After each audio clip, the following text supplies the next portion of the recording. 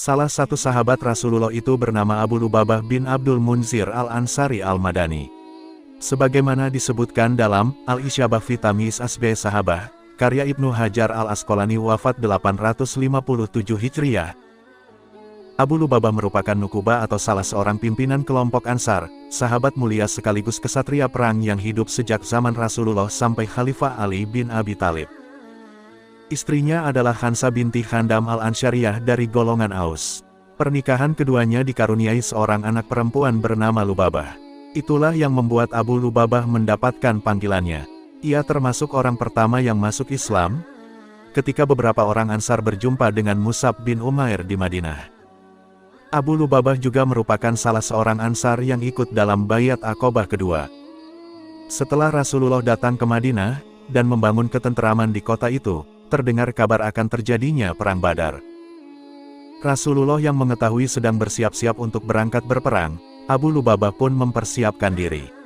Dengan memakai baju zirah yang senantiasa menemaninya dalam setiap peperangan sebelumnya, serta seperangkat pedang yang terasa tajam, ia menghadap Rasulullah untuk berangkat berperang bersama. Sayang, takdir menggariskan lain. Karena Madinah kekurangan orang untuk menjaga, Rasulullah kemudian meminta Abu Lubabah tidak ikut berperang. Beliau bersabda bahwa menjaga keamanan kota dan seisinya tidak kalah pentingnya dengan berperang di medan laga. Meski terharu, Abu Lubabah menuruti perintah Nabi. Dijalankannya tugas itu dengan sangat baik. Bahkan bersama beberapa orang yang ada, ia mempersiapkan segala perlengkapan perang untuk cadangan. Tepat pada 17 Ramadan tahun kedua Hijriah, Perang Badar pun pecah. Setelah bertempur habis-habisan hampir 2 jam penuh, kemenangan jatuh kepada kaum muslimin. Kabar itu segera sampai ke telingan Abu Lubabah. Segera Abu Lubabah dan segenap kaum muslimin Madinah larut dalam kegembiraan. Tapi tidak untuk kaum Yahudi. Dengan terbuka kaum Yahudi menampakkan kedengkian terhadap Abu Lubabah dan segenap kaum muslim yang tengah bergembira. Mengetahui sebuah perjanjian telah dilanggar kaum Yahudi Madinah, Rasulullah segera mendatangi perkampungan Yahudi dari Bani Qainuqa. Nabi bersabda, "Apa terjadi pada kaum Quraisy hendaklah dijadikan pelajaran. Aku ini adalah seorang nabi utusan Allah." Dengan penuh dengki, orang-orang Bani Qainuqa berkata, "Hai Muhammad, janganlah engkau takabur atas kemenangan yang baru saja engkau raih. Engkau hanya menang melawan orang yang tidak memiliki keahlian dalam berperang." Semenjak saat itu, secara terang-terangan kaum Yahudi melanggar perjanjian yang dibuatnya dengan kaum Muslim Madinah. Karena hal itu berkelanjutan, Rasulullah dan kaum Muslim Madinah pun mengepung perkampungan mereka selama 15 hari. Kondisi sudah siap perang. Merasa sudah tidak nyaman lagi, kaum Yahudi memutuskan keluar Madinah. Abdullah bin Abi Salul, salah seorang sahabat menghampiri Rasulullah seraya memasukkan tangannya ke kantong Nabi. "Lepaskanlah aku," seru Rasulullah. "Aku tidak akan melepaskan engkau sebelum membebaskan 400 orang tanpa senjata dan 300 orang bersenjata." "Mereka telah melindungiku dari peperangan yang memusnahkan segalanya dahulu," jawab Abi Salul. "Mereka aku serahkan kepadamu. Allah melaknat mereka," jawab Rasulullah.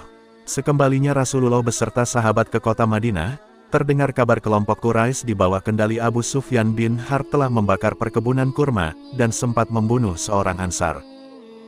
Nabi pun marah dan mengutus beberapa sahabat untuk mengejar Abu Sufyan, namun gagal. Karena pembakaran itu diketahui dibantu Yahudi Bani Quraisyah, Rasulullah beserta sahabat segera mempersiapkan peperangan untuk mengepung Bani Quraisyah. Setelah 25 hari terkepung, Bani Quraisyah mulai kehabisan kebutuhan sehari-hari.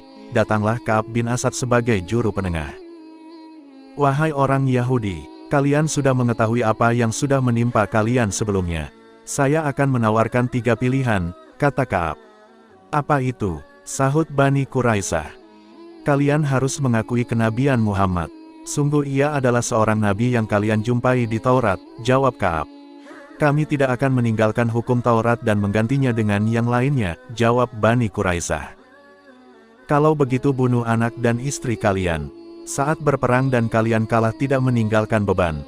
Jika kalian menang, nanti cari penggantinya," kata Ka'ab. "Kami bisa saja melakukan itu, tapi apakah ada kehidupan setelah itu?" sahut Bani Quraisyah. Menyadari bahwa mereka tidak mempunyai pilihan, Bani Quraisyah meminta Rasulullah untuk mengutus Abu Lubabah menjadi penasihat. Mengetahui bahwa Abu Lubabah ikut dalam pengepungan tersebut, Rasulullah yang merasa heran karena meminta Abu Lubabah menjaga kota, mengabulkannya. Sebelumnya, Rasulullah menegaskan agar yang akan memberikan keputusan adalah Sa'ad bin Mu'az. Abu Lubabah pun mendatangi perkampungan Bani Quraisyah. Namun sahabat itu sangatlah penyayang. Ia merupakan salah satu pemimpin Yasrib dan sangat dikenal masyarakat Bani Quraisyah. Begitu memasuki benteng, Abu Lubabah pun disambut hangat oleh anak-anak dari Bani tersebut. Wanita turut mengerumuninya, para pria mendatangi dan memeluknya. Abu Lubabah diterima dengan baik di sarang musuh Islam. Ketika seseorang bertanya kepadanya, apakah menurutmu kami harus tunduk dan mengikuti keputusan Muhammad? Abu Lubabah pun menjawab, ya. Tak ada kesalahan yang dilakukannya kecuali ketika ia memberikan isyarat tangannya ke arah leher. Ia memberitahukan hukuman yang disiapkan pasukan muslimin kepada orang-orang kafir lagi pengkhianat, yakni dengan memenggal mereka. Padahal saat itu, pasukan muslimin merahasiakannya dan Bani Quraisyah pun tak mengetahuinya. Setelah Abu Lubabah mengisyaratkan hal tersebut, sontak ia terdiam. Ia tahu, ia baru saja melakukan sesuatu yang seharusnya tidak ia lakukan. Abu Lubabah merasakan penyesalan yang teramat sangat hingga merasa malu kepada Rasulullah. Ia pun memilih pulang ke Madinah dan tak kembali ke barisan pasukan. Dan setibanya di Madinah, Abu Lubabah meminta rantai besi, lalu meminta seseorang untuk mengikatnya di salah satu tiang masjid. Sebelum kita melanjutkan kisah ini, mari kita dukung channel FM Official, untuk semakin berkembang, dengan cara meng-subscribe dan menyalakan tombol loncengnya, tekan tombol like dan silahkan share video ini, agar banyak yang tahu tentang kisah ini, supaya kisah ini tidak berhenti pada kalian. Semoga yang kalian lakukan dinilai pahala oleh Allah Subhanahu wa Ta'ala. Amin ya Rabbal Alamin. Sang sahabat Ansar itu pun diikat dengan rantai besi, dalam kondisi berdiri di atas kedua kakinya. Demi Allah, aku tidak akan melepaskan diriku. Aku tidak akan membebaskan diriku. Aku tidak akan menjamah makanan. Tidak pula aku akan menyentuh minuman hingga Allah menerima taubatku, atau hingga aku mati, ujarnya.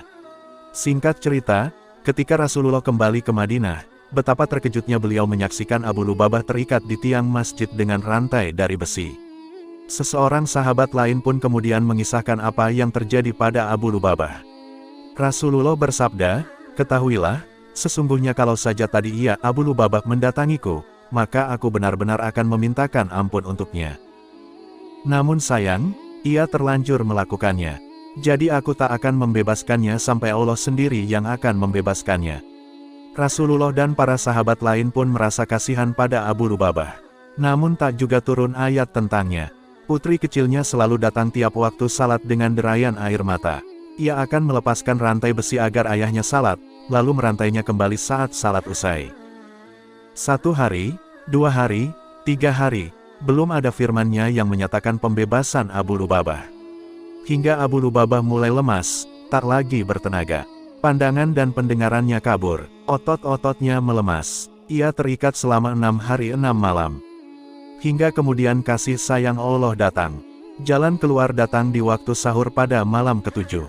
Rasulullah tiba-tiba tertawa mendapat firman-Nya. Ummu Salamah yang ada di sisi beliau pun lantas bertanya penasaran, "Wahai Rasulullah, mengapa Anda tertawa? Semoga Allah membuat Anda tertawa di sepanjang usia Anda." Rasulullah bersabda, Allah telah menerima taubat Abu Lubabah. Ayat itu berbunyi, dan ada pula orang-orang yang mengakui dosa-dosa mereka. Mereka mencampur baurkan pekerjaan yang baik dengan pekerjaan yang lain yang buruk. Mudah-mudahan Allah menerima taubat mereka. Sesungguhnya Allah Maha Pengampun lagi Maha Penyayang. Quran Surah At-Taubah. Ummu Salamah pun begitu girang mendengarnya. Bolehkah aku memberitahukan kabar gembira ini kepadanya, wahai Rasulullah? Tentu saja boleh, jika engkau mau, ujar Nabi. Ummu Salamah pun segera bangkit. Sang Ummul Mukminin berdiri dari pintu rumahnya lalu berkata, "Wahai Abu Lubabah, bergembiralah. Allah telah menerima taubatmu." Para sahabat lain pun mendengarnya dan segera mengerumuni Abu Lubabah. Mereka ingin segera melepaskan rantai besi yang mengikatnya. Namun ternyata Abu Lubabah menolak. "Tidak, demi Allah, sampai Rasulullah sendiri yang melepaskan diriku dengan tangan beliau." Rasulullah pun lalu keluar dan melepaskan rantai yang membelenggu tubuh Abu Lubabah di tiang masjid. Betapa bahagia sang sahabat, penyesalannya sirna sudah, taubatnya benar-benar telah diterima Allah dan Rasul-Nya. Abu Lubabah berkata, kiranya akan sempurna tobatku kalau aku meninggalkan kampung halaman kaumku tempat aku melakukan dosa di sana, dan aku sumbangkan seluruh hartaku. Rasulullah menjawab, kau hanya dibenarkan menyumbangkan sepertiganya saja. Demikianlah kisah pertaubatan sahabat Nabi Abu Lubabah yang berkhianat dan menghukum dirinya sendiri setelah memberi tanggapan buruk kepada orang-orang Bani Quraizah hingga Allah mengampuni dosanya. Semoga umat muslim dapat memetik hikmah dari kisah ini untuk menyegerakan diri dalam bertaubat kepada Allah setelah melakukan kesalahan dan maksiat. Demikianlah kisah ini, semoga bermanfaat, lebih dan kurangnya mohon maaf. Wassalamualaikum.